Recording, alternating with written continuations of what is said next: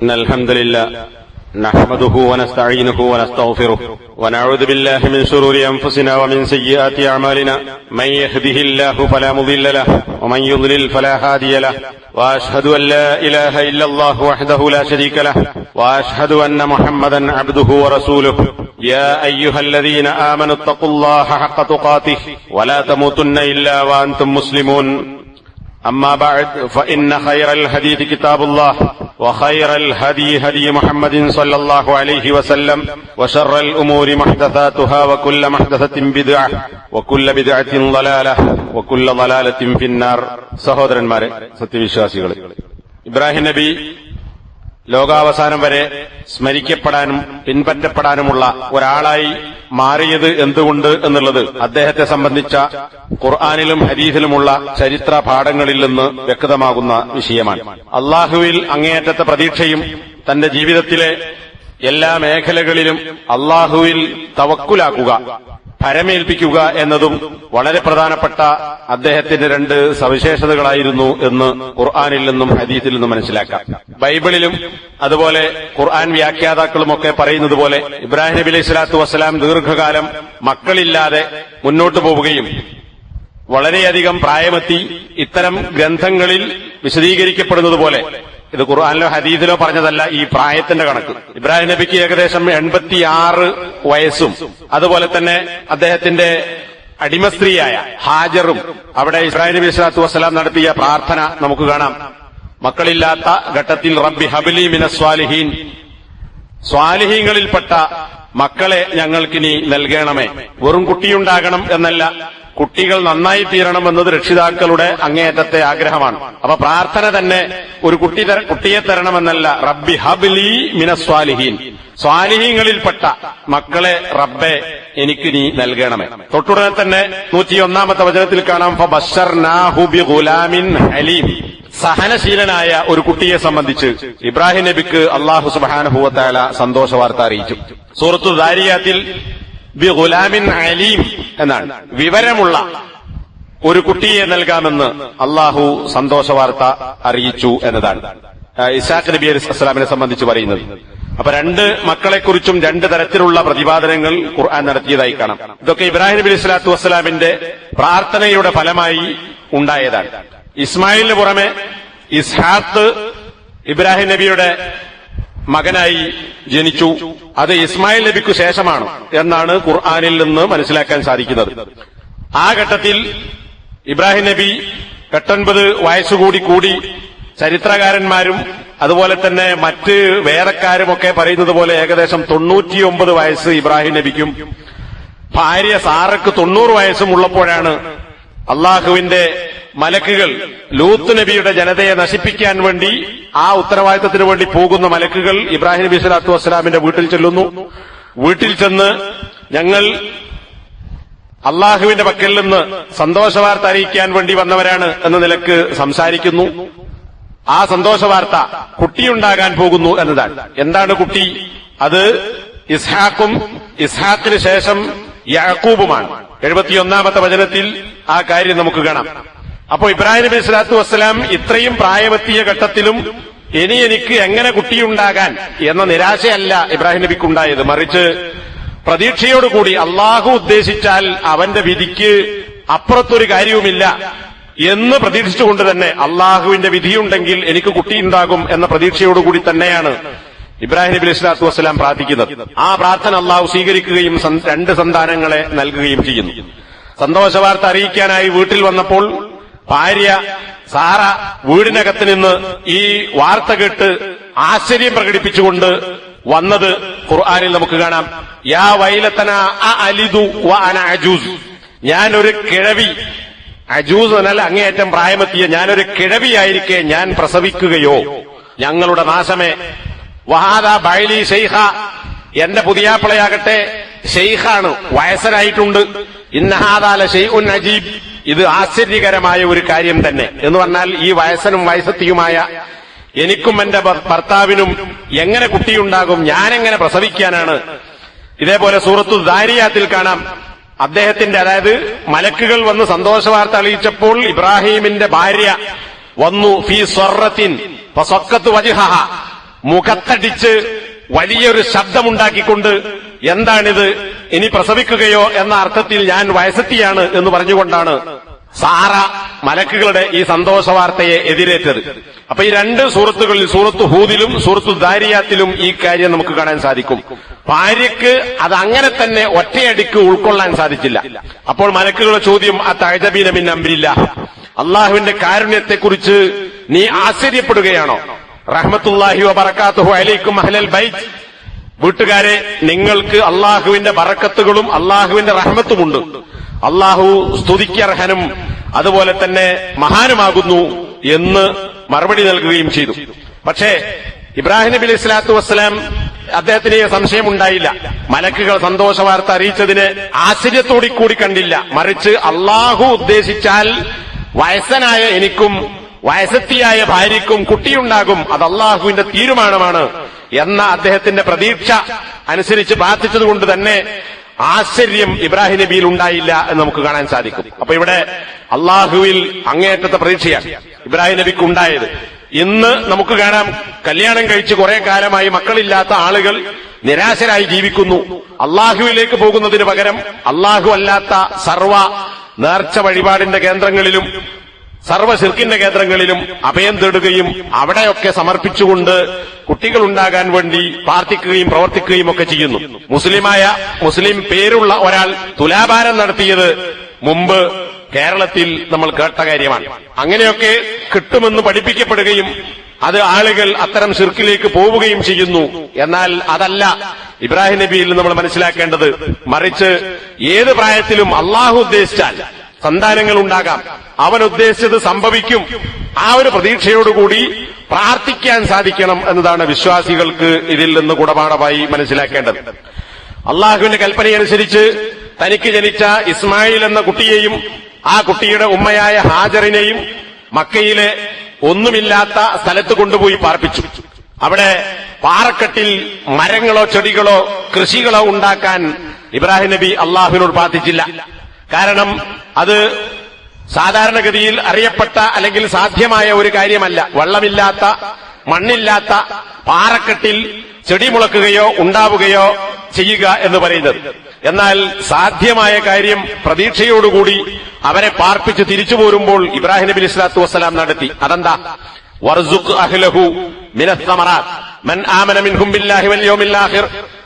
ഈ നാട്ടുകാരിൽ നിന്ന് അള്ളാഹുവിൽ വിശ്വസിക്കുകയും പരലോകത്തിൽ വിശ്വസിക്കുകയും ചെയ്യുന്ന ആളുകൾക്ക് അള്ളാഹുവെ നീ സമറാത്തുകൾ, പഴവർഗ്ഗങ്ങൾ നൽകണമേ. ആ നാട്ടിൽ ഒരു മരങ്ങളില്ല, ചില മരങ്ങളുണ്ട്, പക്ഷേ കായ്കനികൾ ഉണ്ടാകുന്ന ഫലവൃക്ഷങ്ങളില്ല, വെള്ളമില്ല.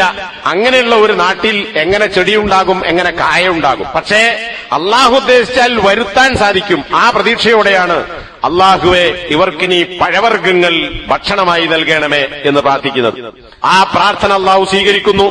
അവർക്ക് വെള്ളം ലഭിക്കുന്നു, ഭക്ഷണങ്ങൾ ലഭിക്കുന്നു, മാംസം ലഭിക്കുന്നു, എല്ലാം അവർക്ക് അവിടെയുണ്ടായി. ഇന്നും ആ പ്രാർത്ഥനയുടെ ഫലത്തിന്റെ ബറക്കത്ത് നമുക്ക് ആ നാട്ടിൽ മക്കയിൽ കാണാൻ സാധിക്കും. അതേപോലെ മക്കളെല്ലാം നന്നാകണമെന്നില്ല.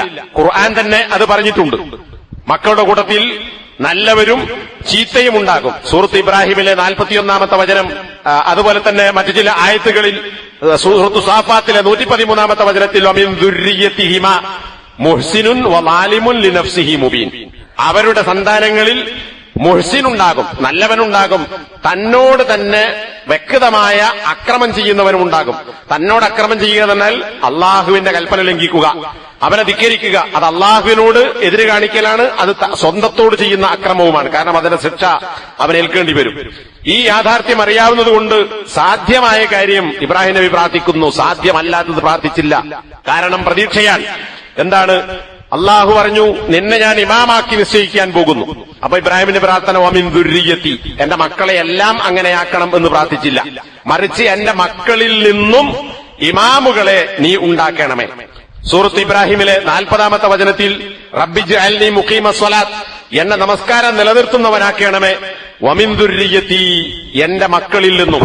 അവിടെ നോക്കൂ, എന്റെ മക്കളെ എന്ന് പറഞ്ഞില്ല. കാരണം ഇബ്രാഹിം നബിന്റെ സന്താന പരമ്പരയിൽ ലോകാവസാനം വരെ ഉണ്ടാകുന്ന സന്താനങ്ങളെല്ലാം എല്ലാവരും വിശ്വാസിയാകണമെന്നില്ല, എല്ലാവരും നമസ്കരിക്കുന്നവരാകണമെന്നില്ല. അതുകൊണ്ട് തന്നെ ഇബ്രാഹിം നബി എന്നെ മുഖീമുസ്സലാത്താക്കണം, എന്റെ സന്താന പരമ്പരകളിൽ നിന്നും അവരിൽപ്പെട്ടവരെയും എന്ന് ഇബ്രാഹിം നബി അലൈഹി സ്വലാത്തു വസ്സലാം പ്രാർത്ഥിക്കുകയും റബ്ബേ പ്രാർത്ഥന നീ സ്വീകരിക്കണമേ എന്ന് അള്ളാഹുവിനോട് പ്രാർത്ഥന സ്വീകരിക്കാൻ വേണ്ടി വീണ്ടും ആവശ്യപ്പെടുകയും ചെയ്യുന്നു. അതുപോലെ മാതാപിതാക്കൾക്ക് വേണ്ടി പ്രാർത്ഥിച്ചതും അതിൽ നിന്ന് പിന്മാറിയതും നാം മനസ്സിലാക്കുകയുണ്ടായി. ആ ആയത്തിൽ തന്നെ സൂറത്ത് ഇബ്രാഹിമിലെ 41-ാമത്തെ വചനത്തിൽ കാണാം, വലിൽ മുഅ്മിനീന, സത്യവിശ്വാസികൾക്കും. ഇബ്രാഹിം നബി പ്രാർത്ഥിക്കുന്നത് എന്റെ മക്കളിൽ നിന്നുള്ള എല്ലാവർക്കുമെന്നോ ലോകത്തുള്ള എല്ലാ മനുഷ്യർക്കുമെന്നോ അല്ല, മറിച്ച് വിശ്വാസികളായ ആളുകൾക്ക് യൗമ യഖൂമുൽ ഹിസാബ്, വിചാരണ നിലവിൽ വരുന്ന ദിവസത്തിൽ, അതായത് പരലോകത്ത് അവർക്ക് നീ പുറത്തു കൊടുക്കണമേ. അവിടെയും സാധ്യമായതിൽ പ്രതീക്ഷിക്കുകയും അത് അള്ളാഹുവിനോട് ചോദിക്കുകയും പ്രാർത്ഥിക്കുകയും ചെയ്യുന്നു. വിശ്വാസികൾക്ക് വേണ്ടി പുറത്തു കൊടുക്കാൻ ഇബ്രാഹിം നബി അലൈഹി സ്വലാത്തു വസ്സലാം പ്രാർത്ഥന നടത്തി. ഇങ്ങനെയൊക്കെ ഒരുപാട് മേഖലകളിൽ അള്ളാഹുവിനെ ഓർക്കുകയും അവനിൽ പ്രതീക്ഷയർപ്പിക്കുകയും സാധ്യമായ അള്ളാഹുവിന്റെ നടപടിക്രമങ്ങൾക്ക് എതിരാകാത്ത, അവന്റെ ഖലാഖദറിന് എതിരാകാത്ത, അക്രമമല്ലാത്ത കാര്യങ്ങൾ അള്ളാഹുവിൽ പ്രതീക്ഷയർപ്പിച്ചുകൊണ്ട് പ്രാർത്ഥിച്ചതായിട്ടാണ് ഈ സംഭവങ്ങളൊക്കെ നമ്മെ പഠിപ്പിക്കുന്നത്. പ്രാർത്ഥന സ്വീകരിച്ചു, മുകളിൽ പറഞ്ഞതുപോലെ കാര്യങ്ങളൊക്കെ സാധ്യമായി, അള്ളാഹു ഉത്തരം നൽകി.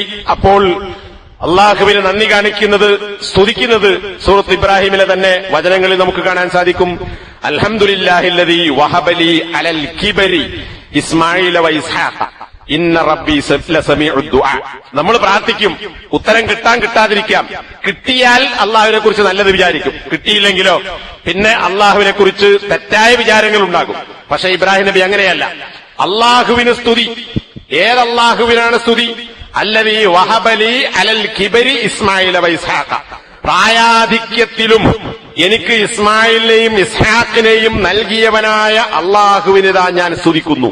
അപ്പൊ നോക്കൂ, സാധാരണഗതിയിൽ പ്രകൃതിയിൽ കാണുന്ന സാഹചര്യങ്ങളനുസരിച്ച് കുട്ടിയുണ്ടാകാൻ സാധ്യതയില്ലാത്ത അവസ്ഥയിലെത്തിയിരിക്കെ ഇബ്രാഹീമിനും ഭാര്യയ്ക്കും അള്ളാഹു സന്താനത്തെ നൽകി. അതാണ് അലൽ കിബർ, പ്രായാധിക്യമെത്തിയതോടുകൂടി തന്നെ സന്താനത്തെ നൽകിയ അള്ളാഹുവിനെ ഞാൻ സ്തുതിക്കുന്നു. ഇന്ന റബ്ബി ലസമീഉ ദുആ, തീർച്ചയായും എന്റെ റബ്ബ് പ്രാർത്ഥന കേൾക്കുന്നവൻ തന്നെയാകുന്നു. അതൊരു പ്രതീക്ഷയാണ്, നമുക്കൊക്കെ ഉണ്ടാകേണ്ട പ്രതീക്ഷ. ഇബ്രാഹിം നബി പ്രാർത്ഥിച്ചെന്തുകൊണ്ടാ?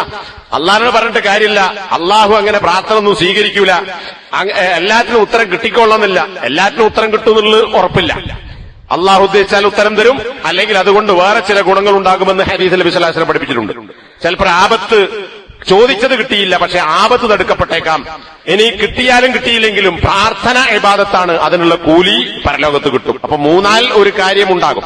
പക്ഷെ ഇബ്രാഹിം നബി പ്രാർത്ഥനയ്ക്ക് ഉത്തരം ചെയ്യും എന്ന ഉറപ്പോടുകൂടി തന്നെയാണ്. കിട്ടുമോ കിട്ടൂല എന്ന സംശയത്തോടു കൂടിയല്ല, അള്ളാഹിനെ സംബന്ധിച്ച് തെറ്റായ വിചാരത്തോടു കൂടിയല്ല, മറിച്ച് ഇന്ന റബ്ബീ ലസമീഉ ദുആ, തീർച്ചയായും എന്റെ റബ്ബ് പ്രാർത്ഥന കേൾക്കുന്നവൻ, അത് കേട്ട് ഉത്തരം ചെയ്യുന്നവൻ തന്നെയാകുന്നു എന്ന പ്രതീക്ഷയോടുകൂടിയാണ് അള്ളാഹുവിനോട് ഇബ്രാഹിം നബി പ്രാർത്ഥിച്ചത്. ഇതേപോലെ അദ്ദേഹത്തിന്റെ ജീവിതം പരിശോധിച്ചാൽ ഈ പ്രതീക്ഷയ്ക്കനുസരിച്ച് താൻ ചെയ്യേണ്ട കാര്യങ്ങൾ ചെയ്യുകയും ബാക്കി കാര്യങ്ങൾ അള്ളാഹുവിൽ അർപ്പിച്ചുകൊണ്ട് തവക്കുലാക്കുകയും ചെയ്യുക എന്നത് അദ്ദേഹത്തിന്റെ ജീവിതത്തിലെ ഒരുപാട് മേഖലകളിൽ നമുക്ക് കാണാൻ സാധിക്കും. സൂറത്ത് ശുആറ 78 മുതൽ 82 വരെയുള്ള ആയത്തുകളിൽ ആരാണ് തന്റെ റബ്ബ് എന്ന് ഇബ്രാഹിം നബി പരിചയപ്പെടുത്തുന്നു. അല്ലദീ ഖലഖനി ഫഹുവ യഹ്ദീൻ, എന്റെ റബ്ബ് എന്നെ സൃഷ്ടിച്ചവനും എനിക്ക് വഴി കാണിക്കുന്നവനുമാകുന്നു. വഴി കാണിക്കാതിനാൽ ദുനിയാവിൽ എങ്ങനെ ജീവിക്കണം, ആഖിറത്തിൽ ഖൈറ് കിട്ടാൻ, സ്വർഗം കിട്ടാൻ ഏത് വഴിയിലൂടെ പോകണം, എല്ലാ നിലക്കുള്ള ഹിദായത്തും. അതാണ് ഫഹുവ യഹ്ദീൻ, എനിക്ക് വഴി കാണിക്കുന്നവനാകുന്നു അവൻ. വല്ലദീ ഹുവ യുത്ഇമുനി വയസ്ഖീൻ, എന്നെ സൃഷ്ടിച്ച് വെറുതെ വിടുകയല്ല, എനിക്ക് ഭക്ഷണം നൽകുന്നവനും എനിക്ക് വെള്ളം നൽകുന്നവനും അല്ലെങ്കിൽ എന്നെ കുടിപ്പിക്കുന്നവനും അവനാകുന്നു. വൈദാ മരിൽതു ഫഹുവ യശ്ഫീൻ, ഞാൻ രോഗമായാൽ എന്റെ രോഗത്തിന് ശമനം നൽകുന്നവൻ അല്ലാഹു ആകുന്നു. നോക്കൂ, ഒരു മനുഷ്യന്റെ ജീവിതത്തിലുള്ള അത്യാവശ്യ കാര്യങ്ങൾ, ഭക്ഷണം, വെള്ളം, അതുപോലെ തന്നെ മാർഗദർശനം, പിന്നെ രോഗം വന്നാൽ ശമനം, ഇതൊക്കെ ആരിലാണ്? അള്ളാഹുവിലാണ് ഇബ്രാഹിം നബി സ്വല്ലല്ലാഹു അലൈഹി വസല്ലം പ്രതീക്ഷയർപ്പിച്ചത്. അങ്ങനെയാണ് ഇബ്രാഹിം നബി പരിചയപ്പെടുത്തിയത്. വല്ലദീ യുമീതുനി സുമ്മ യുഹീൻ, അതുപോലെ തന്നെ എന്നെ മരിപ്പിക്കുന്നവനും പിന്നെ ജീവിപ്പിക്കുന്നവനും അവൻ തന്നെയാണ്. വല്ലദീ അത്മഉ അൻ യഗ്ഫിറ ലീ ഖതീഅതി യൗമദ്ദീൻ, പ്രതിഫലം നൽകപ്പെടുന്ന നാളിൽ എന്റെ പാപങ്ങൾ പുറത്തു തരുമെന്ന് ഞാൻ ആരെക്കുറിച്ച് പ്രതീക്ഷിക്കുന്നുവോ അതും ആ അല്ലാഹു ആകുന്നു. ഏതെങ്കിലും അല്ലാഹു അല്ലാത്ത ആളുകളോട് ദുആ ചെയ്ത് ഞങ്ങളെ അല്ലാഹുവിലേക്ക് അടുപ്പിക്കണമേ എന്ന് പ്രാർത്ഥിക്കുകയോ അങ്ങനെ ആ ആളുകൾ പരലോകത്ത് ശുപാർശക്കാരായി വരുമെന്നോ ഉള്ള പ്രതീക്ഷയല്ല ഇബ്രാഹിം നബിക്കുള്ളത്. മറിച്ച് എന്റെ പാപങ്ങൾ എന്നെ സൃഷ്ടിച്ചവനായ അല്ലാഹു എനിക്ക് പുറത്തു തരും, അങ്ങനെ എനിക്ക് സ്വർഗത്തിലെത്താൻ സാധിക്കും എന്ന പ്രതീക്ഷ. ആ പ്രതീക്ഷക്കനുസരിച്ച് തന്റെ ജീവിതത്തിൽ എല്ലാ മേഖലകളിലും ഇബ്രാഹിം നബി അലൈഹി സ്വലാത്തു വസ്സലാം അള്ളാഹുവിന്റെ കൽപ്പനകൾ റബ്ബാണ് കൽപ്പിക്കുന്നത് എന്ന ബോധ്യത്തോടുകൂടി അത് നടപ്പിലാക്കാൻ ഇബ്രാഹിം നബി അലൈഹി സ്വലാത്തു വസ്സലാം തയ്യാറായി എന്നതാണ് അദ്ദേഹത്തിന്റെ ജീവിതത്തിലെ തവക്കുലിന്റെ ഭാഗമായി നമുക്ക് കാണാൻ സാധിക്കുന്നത്. ഇബ്രാഹിമി മില്ലത്തിന്റെ മൂന്നാമത്തെ സവിശേഷതയായി നാം മനസ്സിലാക്കി ശിർക്കിൽ നിന്നും ശിർക്കിന്റെ ആളുകളിൽ നിന്നുമുള്ള മുക്തിയാണ്.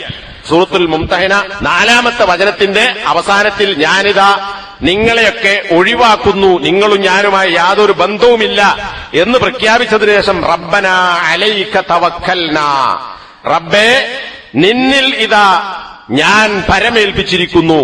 അപ്പോ സാധാരണഗതിയിൽ ആളുകൾ എന്താ മനസ്സിലാക്കുക? നാട്ടുകാരുണ്ടാകണം, കുടുംബക്കാരുണ്ടാകണം, ബന്ധുക്കൾ ഉണ്ടാകണം, പാർട്ടിക്കാരുണ്ടാകണം, നാട്ടുകാരുണ്ടാകണം, ഭരണകൂടത്തിന്റെ സപ്പോർട്ട് കിട്ടണം. ഇതൊന്നും കിട്ടിയില്ലെങ്കിൽ നാട്ടിൽ പ്രവർത്തിക്കാൻ സാധിക്കുകയില്ല, പിന്തുണക്കുന്ന ആളുകൾ ഉണ്ടാവുകയില്ല, നമ്മുടെ പ്രവർത്തനം വിജയം കാണുകയില്ല. അനുകൂലിക്കുന്ന ആളുകൾ ഉണ്ടായില്ലെങ്കിൽ, എതിരാളികൾ ഉണ്ടായാൽ നമ്മൾ പരാജയപ്പെടും.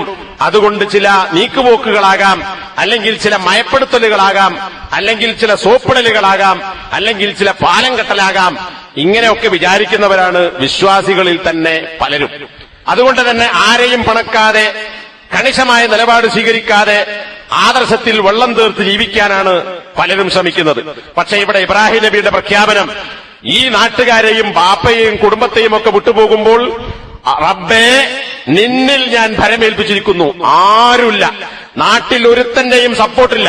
പക്ഷേ നിന്റെ കൽപ്പനയനുസരിച്ചാണ് ഞാൻ ഈ കുടുംബത്തെയും നാട്ടുകാരെയും ഒക്കെ വിട്ടുപോകുന്നത്.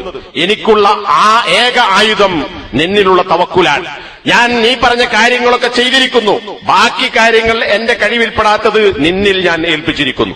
വ ഇലൈക അനബ്ന, അല്ലാഹുവേ നിന്നിലേക്ക് നമ്മളിതാ ഖേദിച്ചു മടങ്ങിയിരിക്കുന്നു. വ ഇലൈക്കൽ മസീർ, ഇനി മരണത്തിന് ശേഷം നിന്നിലേക്ക് തന്നെയാണ് മടക്കം. അതുകൊണ്ട് നിന്നിലേക്ക് മടങ്ങുകയല്ലാതെ എനിക്ക് വഴിയില്ല. കാരണം മരിച്ചാലും നിന്നിലേക്കാണ് മടങ്ങാനുള്ളത്. അതുകൊണ്ട് ഞാനിതാ എന്റെ കാര്യങ്ങളെല്ലാം നിന്നെ ഏൽപ്പിച്ച് നീ പ്രഖ്യാപിക്കാൻ പറഞ്ഞ പ്രഖ്യാപനങ്ങൾ നാട്ടുകാരോടും കുടുംബത്തോടും നടത്തി ഞാനിതാ ഇവരിൽ നിന്നൊക്കെ ബന്ധവിച്ഛേദനം നടത്തിപ്പോകുന്നു. നോക്കൂ എത്ര വലിയ തവക്കുലാണ് ഇബ്രാഹിം നബി അലൈഹി സ്വലാത്തു വസ്സലാമിന്റെ ഈ അവസാനത്തെ വരിയിലുള്ളത്.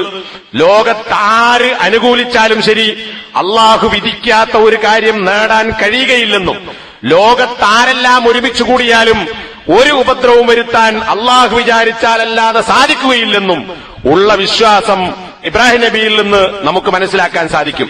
അങ്ങനെ വിശ്വാസമുണ്ടെങ്കിൽ ഒരു നീക്കുപോക്കിനും തയ്യാറാകേണ്ടതില്ല, ഒരു മായം ചേർക്കലിനും വെള്ളം ചേർക്കലിനും തയ്യാറാകേണ്ടതില്ല, സോപ്പിടുന്ന നിലപാടുകൾക്ക് അതിന്റെ പിന്നാലെ പോകേണ്ടതില്ല, ആളുകളുടെ തൃപ്തി തേടി അള്ളാഹുവിന്റെ കോപം സമ്പാദിക്കേണ്ട അവസ്ഥയുണ്ടാവുകയില്ല. അതേപോലെ മൂന്നാമതായി രാജ്യത്തെ ഭരണാധികാരി നമ്രൂദുമായി ഇബ്രാഹിം നബി അലൈഹി സ്വലാത്തു വസ്സലാം തൗഹീദിന്റെ കാര്യത്തിൽ ഖണ്ഡന പ്രസംഗങ്ങൾ നടത്തി, ചർച്ചകൾ നടത്തി, വാദങ്ങളും പ്രതിവാദങ്ങളും നടന്നു. അവസാനമായി രക്ഷയില്ല, രാജ്യത്ത് ജീവിക്കാൻ സാധിക്കുകയില്ല എന്ന രാജാവിന്റെ ധിക്കാരം കണ്ടപ്പോൾ ഇബ്രാഹിം നബി അലൈഹി സ്വലാത്തു വസ്സലാം പറഞ്ഞത് സൂറത്തു സ്വാഫാത്തിലെ 99-ാമത്തെ വചനത്തിൽ കാണാം, ഇന്നി ദാഹിബുൻ ഇലാ റബ്ബി സയഹ്ദീൻ. കണ്ടോ, കുടുംബം പോയി, നാട്ടുകാര് പോയി, ആരുമില്ല, പിന്നെയുള്ളത് ഭരണകൂടമാണ്. രാജാവും കൈവിട്ടു. രാജാവാണെങ്കിൽ ആ രാജ്യത്തെ കിബിറിന്റെ, അഹങ്കാരത്തിന്റെ, ഭൗതികമായ പ്രൗഢിയുടെ, അധികാരത്തിന്റെ ഏറ്റവും ഉന്നതിയിൽ, ഭൗതികമായ ഉന്നതിയിൽ നിലകൊള്ളുന്ന രാജാവാണ്. ആ രാജാവിന്റെ ചുട്ടൂരത്തിന് മുന്നിൽ ആദർശം പണയം വെക്കാൻ ഇബ്രാഹിം നബി തയ്യാറായില്ല. മറിച്ച് ഞാൻ പോകുന്നു. എങ്ങോട്ടാ പോകുന്നത്? എവിടേക്ക് പോകുമെന്നറിയില്ല. അതുകൊണ്ടാണ് ഇന്നി ദാഹിബുൻ ഇലാ റബ്ബി, ഞാൻ എന്റെ റബ്ബിലേക്ക് പോകുന്നു. അള്ളാന്റെ അടുക്കലേക്ക് മേലോട്ട് കയറി പോവുകയാണോ? അല്ല, അല്ലെങ്കിൽ മരിച്ച് കബറിലേക്ക് പോവുകയാണോ? അല്ല, എന്റെ റബ്ബ് എങ്ങോട്ട് പോകാൻ പറയുന്നുവോ ആ നാട്ടിലേക്ക് തൗഹീദി പ്രബോധനത്തിന് വേണ്ടി ഞാൻ പോകും. ഞാൻ എന്റെ പ്രബോധനം അവസാനിപ്പിക്കുകയില്ല. എന്റെ വിശ്വാസവും ആദർശവും ഞാൻ പണയം വെക്കുകയില്ല. എന്റെ വഴി ആര് കാണിച്ചു തരും? സയഹ്ദീൻ. ഞാൻ എന്ത് ചെയ്യണം? ഞാൻ എങ്ങോട്ട് പോകണം? എന്റെ മാർഗദർശനം എന്റെ റബ്ബ് എനിക്ക് തരും. അതുകൊണ്ട് ഞാൻ എന്റെ റബ്ബിലേക്ക് ഇതാ പോകുന്നു.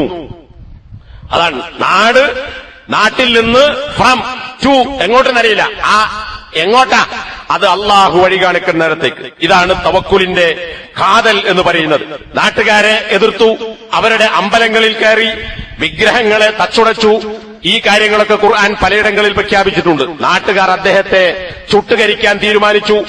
ആളുകൾ അദ്ദേഹത്തെ ചുട്ടുകരിക്കാൻ വിറകുകൾ നേർച്ചയാക്കി സംഭാവന ചെയ്തു. കാരണം എന്താ? വലിയൊരു പുണ്യൻ.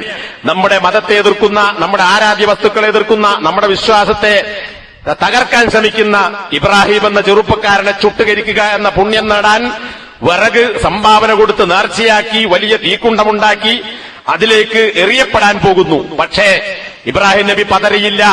തീയിലേക്ക് വീണാൽ കരിഞ്ഞു പോകും. അതാണ് ഭൗതിക നിയമത്തിന്റെ അവസ്ഥ. തീയിൽ വീണത് കരിയാതിരിക്കുകയില്ല, മരിക്കാതിരിക്കുകയില്ല, കത്താതിരിക്കുകയില്ല. പക്ഷേ ഇബ്രാഹിം യാതൊരു മാനസികമായ സങ്കോചവുമില്ലാതെ, വിശ്വാസപരമായ യാതൊരു പതറലുമില്ലാതെ ആ തീക്കുണ്ടത്തിലേക്ക് എറിയപ്പെടാൻ തയ്യാറായി നിൽക്കുന്നു. അവർ എപ്പോൾ എറിയുന്നുവോ അപ്പോൾ വീഴാനുള്ളത് തീയാണ്. പക്ഷേ ബുഖാരി ഉദ്ധരിച്ച ഹദീസിൽ 4564 ഇബ്നു അബ്ബാസ് റളിയല്ലാഹു അൻഹു പറയുന്നത് കാണാം. കാന ആഖിറ ഖൗലി ഇബ്രാഹിമ ഹീന ഉൽഖിയ ഫിന്നാർ. ഇബ്രാഹിം നബി അലൈഹി സ്വലാത്തു വസ്സലാമിന്റെ അവസാനത്തെ വാക്ക് അതെന്താണ്? ഹസ്ബി അല്ലാഹ്, എനിക്കല്ലാഹു മതി, വനിഅമൽ വക്കീൽ, ഭരമേൽപ്പിക്കാൻ ഏറ്റവും നല്ലവൻ അവനത്രേ. അപ്പൊ കാര്യങ്ങൾ ഏൽപ്പിക്കാൻ അള്ളാഹുവിനേക്കാൾ വലിയൊരു വക്കീലില്ല. അതുകൊണ്ട് എന്റെ കാര്യമിതാ, ഞാൻ തീയിലേക്ക് എറിയപ്പെടുകയാണ്. എന്റെ കാര്യം ഈ ഏറ്റവും ഉന്നതനായ വക്കീലായ ഭരമേൽപ്പിക്കപ്പെടാൻ പറ്റുന്ന അള്ളാഹുവിൽ ഏൽപ്പിക്കുന്നു. ഹസ്ബി അല്ലാഹ്. നാട്ടുകാരില്ല, കുടുംബക്കാരില്ല, ഭരണത്തിന്റെ ആനുകൂല്യങ്ങളോ സഹായങ്ങളോ ഇല്ല. എല്ലാവരും എതിര്, ഇബ്രാഹിം മാത്രം ഒറ്റക്ക്. പക്ഷേ ഹസ്ബി അല്ലാഹ്, എനിക്ക് അള്ളാഹു മതി, രാജ്യം തന്നെ എന്നെ എതിർത്താലും ശരി. നോക്കൂ എത്ര വലിയ തവക്കുലാണത്. ആ തവക്കുൽ അള്ളാഹു സ്വീകരിച്ചു, അത് യാഥാർത്ഥ്യമാക്കി. എറിയാൻ വേണ്ടി കത്തിച്ച വലിയ തീഗോളത്തിലേക്ക്, ആ തീഗോളത്തോട് അള്ളാഹു പറഞ്ഞു, യാനാറു കൂനി ബർദൻ വസലാമൻ അലാ ഇബ്രാഹിം, തീയെ നീ ഇബ്രാഹിമിന് തണുപ്പും രക്ഷയുമാകുക. കണ്ടോ, ചൂടുള്ള തീയെ അള്ളാഹു തണുപ്പാക്കി മാറ്റി. നശിപ്പിക്കുക എന്ന പ്രവണതയുള്ള അള്ളാഹു നൽകിയ സ്വഭാവമുള്ള ആ തീയിന്റെ നശിപ്പിക്കുക എന്ന സ്വഭാവത്തെ അള്ളാഹു എടുത്തു കളഞ്ഞു. എന്നിട്ട് പറഞ്ഞു സലാമൻ, നാശം എന്നത് മാറി, തീയെ നീ രക്ഷയാകണം. കണ്ടോ, ആ തീ ചൂടല്ല തണുപ്പാണ് ഇബ്രാഹിം നബിക്ക് കൊടുത്തത്. നാശമല്ല, മറിച്ച് രക്ഷയാണ് കൊടുത്തത്. എന്തുകൊണ്ട്? ആരും സഹായിക്കാനില്ലാത്ത ഈ ഘട്ടത്തിൽ എന്നെ സഹായിക്കാൻ എന്നെ സൃഷ്ടിച്ചവനായ അള്ളാഹു ഉണ്ട്. അതുകൊണ്ട് അവനിൽ ഞാൻ ഏൽപ്പിക്കുന്നു എന്റെ കാര്യങ്ങൾ. ഈ തവക്കുൽ അള്ളാഹു നിറവേറ്റി. ഖുർആനിലെ ഒരുപാട് സ്ഥലങ്ങളിൽ അള്ളാഹുവിൽ തവക്കുലാക്കുന്ന ആളുകൾക്ക് അവൻ ചെയ്തു കൊടുക്കുന്ന സഹായങ്ങളെക്കുറിച്ചും അത് പ്രവാചകന്മാർക്ക് ലഭിച്ചതും നിരവധി സ്ഥലങ്ങളിൽ നമുക്ക് കാണാൻ സാധിക്കും. ഞാനത് വിശദീകരിക്കുന്നില്ല. അതേപോലെ നേരത്തെ പറഞ്ഞ ഇസ്മായിൽ ജനിച്ചു. ഒരുപാട് പ്രായമെത്തിയപ്പോൾ ആ കുട്ടിയെ മക്കയിൽ കൊണ്ടുപോയി പാർപ്പിക്കാൻ അള്ളാഹു കൽപ്പിക്കുന്നു. മക്ക എന്ന് പറയുന്നത് ഖുർആൻ തന്നെ പറഞ്ഞു, അവിടെ ബിവാദിൻ ഗൈരി ദീ സർഇൻ ഇൻദ ബൈതിക്കൽ മുഹറം, നിന്റെ പവിത്രമായ ഭവനം, അതായത് കഅബാലയത്തിന്റെ അടുത്ത് കൃഷിയില്ലാത്ത ഒരു താഴ്വരയിൽ ഉണ്ടോ, ഒരു കൃഷിയില്ല, പഴം പറിച്ചു തിന്നാനില്ല, കൊയ്തെടുത്ത് തിന്നാനില്ല, കയറി പറിക്കാനില്ല, ഒരു സാധനമില്ലാത്ത ചെടികൾ കൃഷിയില്ലാത്ത ഒരു നാട്ടിലാണ് കൊണ്ടുപോയി പാർപ്പിക്കാൻ അല്ലാഹു കൽപ്പിക്കുന്നത്. മക്കയിൽ പോയി കണ്ട ആളുകൾക്കറിയാം, എവിടെ നോക്കിയാലും ഉയർന്നു നിൽക്കുന്ന മലനിരകൾ, നൂറുകണക്കിന് മലകളും കുന്നുകളും. ആ പാറക്കെട്ടുകൾക്കിടയിലാണ് ഇബ്രാഹിം നബി ഈ ഹാജറിനെയും മകൻ ഇസ്മായിലിനെയും കൊണ്ടുപോയി പാർപ്പിക്കുന്നത്. എന്തുകൊണ്ട് അവിടെ കൊണ്ടുപോയി പാർപ്പിക്കാൻ സാധിച്ചു? അള്ളാഹുവിൽ പ്രതീക്ഷയുണ്ട്, അവന്റെ കൽപ്പനയാണ്. അതുകൊണ്ട് അള്ളാഹുവിൽ ഭരമേൽപ്പിക്കുന്നു. അങ്ങനെ ആ പ്രതീക്ഷയോടുകൂടി, അതുകൊണ്ട് തന്നെയാണ് ഇബ്രാഹിം നബി നേരത്തെ പറഞ്ഞതുപോലെ ആ പാറക്കെട്ടിൽ പഴവർഗ്ഗങ്ങൾ നൽകാൻ ഇബ്രാഹിം നബി സ്വല്ലല്ലാഹു അലൈഹി വസല്ലമിനെ പ്രാർത്ഥിക്കാൻ സാധിച്ചത്. ആ നാട്ടിൽ മനുഷ്യരില്ല, ആരുമില്ല, മനുഷ്യവാസമില്ലാത്ത പ്രദേശമാണ് മക്ക. അത് ഹദീസിൽ കാണാൻ സാധിക്കും. അവിടെ ആരുമില്ലാത്ത ഒരു പ്രദേശമാണ്. അവിടെയാണ് ഇബ്രാഹിം നബി സ്വല്ലല്ലാഹു അലൈഹി വസല്ലം കൊണ്ടുപോയി പാർപ്പിച്ചത്. പക്ഷേ ഇബ്രാഹിം നബി പ്രാർത്ഥിച്ചതായി ഖുർആനിൽ നേരത്തെ പറഞ്ഞ ആയത്ത് തന്നെ കാണാം. ഫജ്അൽ അഫ്ഇദത്തം മിനൻ നാസി തഹ്വി ഇലൈഹിം, അവരിലേക്ക്, അതായത് ഹാജറിനും ഇസ്മായിലിനും ഇനി അവരിൽ നിന്നുണ്ടാകുന്ന സന്താനങ്ങളിലേക്കും അവരിലേക്ക് മനസ്സ് ചായുന്ന ജനങ്ങളിൽ നിന്നുള്ള ചില ഹൃദയങ്ങളെ നീ ഉണ്ടാക്കണമേ. നോക്കുക, ഇബ്രാഹിം നബി പ്രാർത്ഥനന്റെ ആശയം നോക്കൂ. കുറച്ച് മനുഷ്യന്മാരുണ്ടാക്കണമെന്നല്ല, അഫ്ഇദത്തം മിനൻ നാസ്, മനുഷ്യരിൽ നിന്നുള്ള ചില ഹൃദയങ്ങളെ അല്ലാഹുവേ നീ ഉണ്ടാക്കണമേ. ഏത് ഹൃദയം? ഉറവ് പൊട്ടാത്ത, കരയാത്ത, അലിവില്ലാത്ത, കരിമ്പാറയേക്കാൾ കടുത്ത എന്ന് ഖുർആൻ പറഞ്ഞ ഹൃദയമല്ല, മറിച്ച് തഹ്വി ഇലൈഹിം, ഞാൻ ഈ പാറക്കെട്ടിൽ പാർപ്പിച്ചു പോകുന്ന ഹാജറിനും കുട്ടിയായ ഇസ്മായിലിനും അവരിലുണ്ടാകുന്ന സന്താനങ്ങളോടും ഹവയുള്ള, അവരെ ഇഷ്ടപ്പെടുന്ന, താൽപര്യപ്പെടുന്ന മനുഷ്യരിൽ നിന്നുള്ള ഏതാനും ഹൃദയങ്ങളെ നീ ഉണ്ടാക്കണമേ എന്നാണ് ഇബ്രാഹിം നബി പ്രാർത്ഥിച്ചത്. ആ പ്രാർത്ഥന അല്ലാഹു സ്വീകരിച്ചു. ഈ പ്രാർത്ഥന നടത്തിക്കൊണ്ടാണ് ഇബ്രാഹിം നബി സ്വല്ലല്ലാഹു അലൈഹി വസല്ലം തിരിച്ചു പോകുന്നത്. ആ പ്രാർത്ഥനയുടെ ഫലമായി മക്കയിലേക്ക് അവിടെ സംസമുണ്ടായി. ആരുമില്ലാത്ത നാട്ടിൽ കച്ചവടക്കാരായ ആളുകൾ അതുവഴി വരാൻ തുടങ്ങി. അവിടെ ആളുകൾ പാർക്കാൻ തുടങ്ങി. അങ്ങനെ ജനവാസം വർദ്ധിച്ചു, കുടുംബങ്ങളുണ്ടായി, ഗോത്രങ്ങളുണ്ടായി. ഇന്ന് നാം കാണുന്ന മക്കയിലെ ജനനിബിഡമായ നഗരങ്ങളായി അത് മാറി. ഇബ്നു അബ്ബാസ് റളിയല്ലാഹു അൻഹു ഇബ്രാഹിം നബി സ്വല്ലല്ലാഹു അലൈഹി വസല്ലം മക്കയിൽ വന്ന് ആ മനുഷ്യരില്ലാത്ത, ചെടികളില്ലാത്ത പാറക്കെട്ടുകളിൽ പാർപ്പിച്ചു പോകുന്ന രംഗം ഹദീസുകളിൽ വിശദീകരിച്ച് നമുക്ക് കാണാം. ഇമാം ബുഖാരി റിപ്പോർട്ട് ചെയ്തിട്ടുള്ള ഹദീസിൽ നമുക്ക് കാണാം. ഇബ്രാഹിം നബി അവിടെ പാർപ്പിച്ച് മകനെയും ഇസ്മായിലിനെയും, മകൻ എന്നാൽ മുല കുടിക്കുന്ന കുട്ടിയാണ്, വഹിയ തുർളിഉഹു, ഹാജർ ആ കുട്ടിക്ക് പാല് കൊടുക്കുന്നു. അപ്പൊ മുല കുടിക്കുന്ന പ്രായത്തിലാണ് കൊണ്ടുപോയി വെച്ചത്. എവിടെ? അവിടെ ഒരു വലിയ മരമുണ്ട്. ആ മരത്തിന്റെ അടുക്കൽ സംസം, ഇന്ന് സംസമുള്ളതിന്റെ മേൽഭാഗത്ത്, പള്ളിയുടെ മേൽഭാഗത്തായി എന്ന് പറഞ്ഞാൽ അന്ന് കഅബാലയത്തിന്റെ അടിത്തറയുണ്ട്. സംസം പിന്നെ ഉണ്ടായതാണ്. അപ്പൊ ഹദീസ് പറയുമ്പോ ഇപ്പോഴുള്ള സാഹചര്യത്തിലാണ് ഇതിന്റെയൊക്കെ മേലെ ഭാഗത്ത് കൊണ്ടുപോയി പാർപ്പിച്ചു. മക്കയിൽ അന്ന് ഒരുത്തനുമില്ല, അവിടെ വെള്ളമില്ല. അവിടെ രണ്ടുപേരെയും വെച്ചു. എന്താണ് അവർക്ക് കൊടുത്തത്? ഒരു തോൽപാത്രം. ഒരു തോൽപാത്രത്തിൽ ഏതാനും കാരക്കകളും ഒരു വെള്ളപ്പാത്രത്തിൽ കുറച്ചു വെള്ളവും.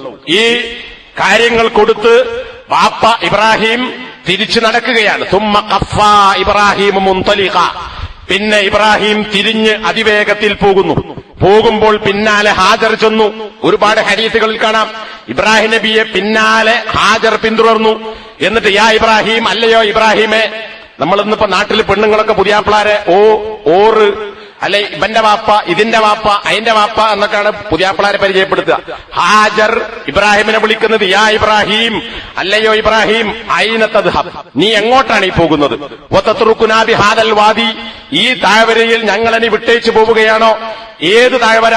മനുഷ്യരില്ലാത്ത, ഒന്നുമില്ലാത്ത, വലാശയൂൻ, ഒരു സാധനമില്ലാത്ത ഈ നാട്ടിൽ ഞങ്ങളെ വിട്ടേച്ചു പോവുകയാണോ? ഒരു ചോദ്യത്തിൽ അവസാനിപ്പിച്ചില്ല, മിറാറൻ, പലതവണ പിന്നാലെ കൂടി ഹാജർ ഈ ചോദ്യം ചോദിച്ചുകൊണ്ടിരിക്കുന്നു.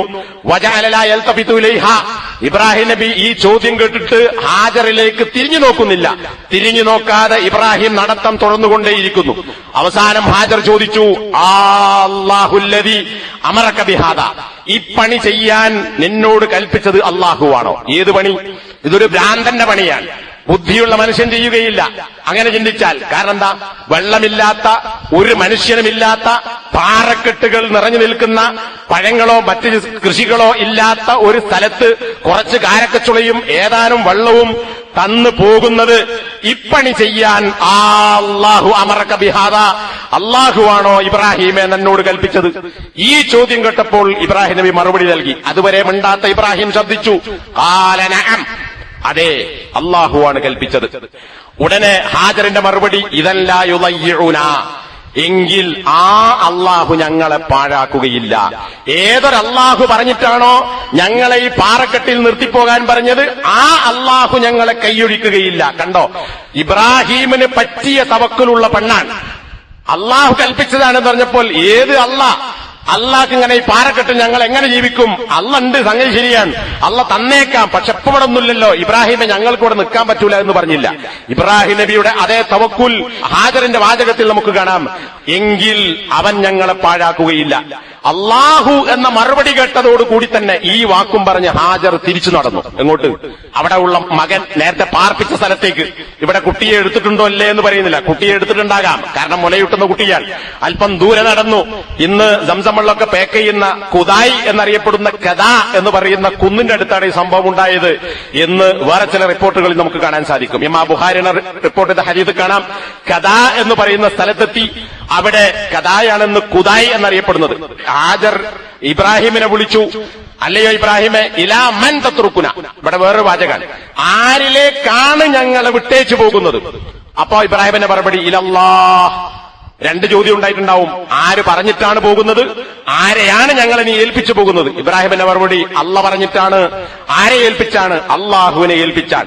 അപ്പോ ഹാജറിന്റെ മറുപടി റളീതു ബില്ലാഹ്. എങ്കിൽ ആ അള്ളാഹുവിനെ ഞാൻ തൃപ്തിപ്പെട്ടിരിക്കുന്നു, എനിക്കത് മതി, ഞാൻ അവിടെ നിന്നോളാം. ഈ കുട്ടിയും ആ മറുപടിയും പറഞ്ഞ് ഹാജർ തിരിച്ചു നടന്നു. ഈ ഘട്ടത്തിലാണ്, അവിടെ വെച്ചാണ് ഇബ്രാഹിം നബി പ്രാർത്ഥിച്ചത് എന്ന് ഈ ഹദീസിൽ നമുക്ക് കാണാം. ഇതാ എന്റെ സന്താനങ്ങളിൽപ്പെട്ട ചിലരെ ഞാൻ ഈ കൃഷികളില്ലാത്ത സ്ഥലത്ത് നിർത്തിയിരിക്കുന്നു, അള്ളാഹുവെ അവർക്ക് നീ റിസ്ക് കൊടുക്കണം, ഹൃദയങ്ങൾ ഉണ്ടാക്കണം എന്നൊക്കെ പ്രാർത്ഥിച്ചത് സൂറത്ത് ഇബ്രാഹിമിലെ 37-ാമത്തെ വചനം. അപ്പൊ നോക്കൂ, ജീവിതത്തിൽ ഈ പറയുന്ന ഘട്ടങ്ങളിലെല്ലാം ഇബ്രാഹിം നബി അലൈഹി സ്വലാത്തു വസ്സലാമിന്റെ ആ തവക്കുലിന്റെ ശക്തിയാണ് അദ്ദേഹത്തിന്റെ ജീവിത വിജയത്തിന്റെ അടിസ്ഥാനമായി നമുക്ക് കാണാൻ സാധിക്കുന്നത്. പ്രതീക്ഷയും തവക്കുലും. ഇബ്രാഹിം നബി അലൈഹി സ്വലാത്തു വസ്സലാം അവസാനത്തിൽ, അല്ലെങ്കിൽ ഇസ്ഹാഖിന്റെ മുന്നെയായി പ്രായാധിക്യത്തിൽ ജനിച്ച ഇസ്മായിലിനെ അറുക്കാൻ വേണ്ടി അല്ലാഹു സുബ്ഹാനഹു വ തആല കൽപ്പിക്കുന്നത്. ആ കൽപ്പനയനുസരിച്ച് പിന്നീട് കുറെ വർഷങ്ങൾ കഴിഞ്ഞ് പലവട്ടം ഏകദേശം 4-5 തവണ ഇബ്രാഹിം നബി അലൈഹി സ്വലാത്തു വസ്സലാം തിരിച്ചു മക്കയിൽ വന്നിട്ടുണ്ട്. അതിലൊരു സമയത്ത് മകനോട് ഇബ്രാഹിം നബി സ്വലാത്തു വസ്സലാം പറയുന്നു, അള്ളാഹുവിന്റെ പക്കൽ നിന്ന് സ്വപ്ന ദർശനം ഉണ്ടായിട്ടുണ്ട്, നിന്നെ അറുക്കാൻ, നിന്നെ എന്ത് ചെയ്യണം എന്ന് നീ പറയുക.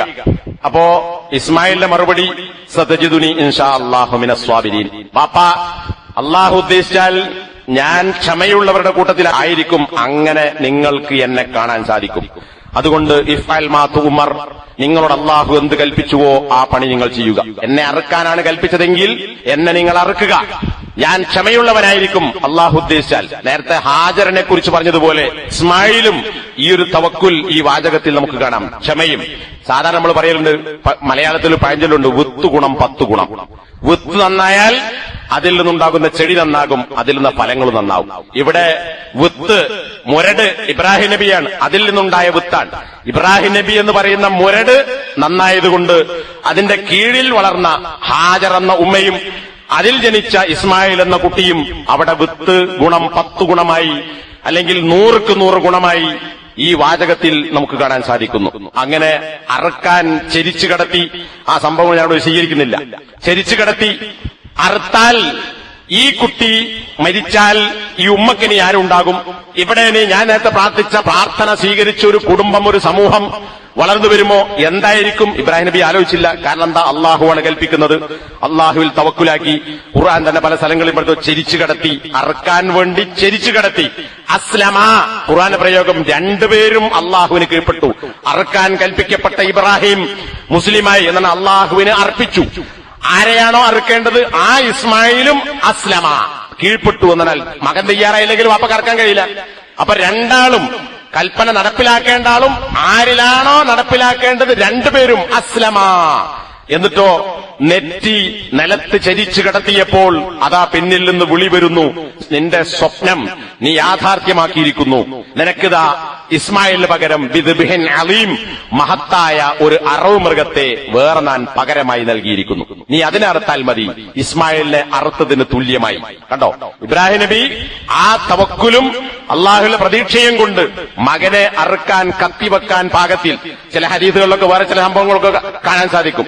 ചിലത് ദുർബലമാണ്, എന്റെ വിശദാംശങ്ങളിലേക്ക് പോകുന്നില്ല. ഏതായിരുന്നാലും ഈ ഒരു കാര്യം ഇബ്രാഹിം അലൈഹി സ്വലാത്തു വസ്സലാം നടപ്പിലാക്കി എന്നതാണ് ആ അറവിൽ നമുക്ക് കാണാൻ സാധിക്കുന്നത്.